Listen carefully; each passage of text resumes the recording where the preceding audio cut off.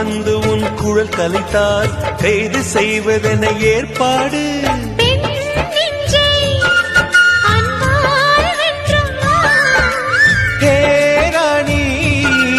அந்த இந்திரலோகத்தில் நான் கொண்டு தருவேன் நான் ஒரு பூவீதம். அது போதும். தொடு தொடுவெனவே வானவில் என்னை தூரத்தில் அழைக்கின்ற நேரம். விடு விடுவெனவே வாலிப மனது விண்வெளி விண்வெளி ஏறும். மன்னவா ஒரு கோயில் போல் இந்த மாளிகை எதற்காக?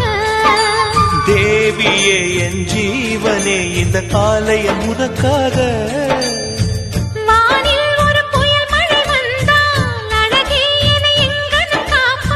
கண்ணே உனை என் கண்ணில் வைத்து இமைகள் எனும் கதவுகள் அடைப்பேன்.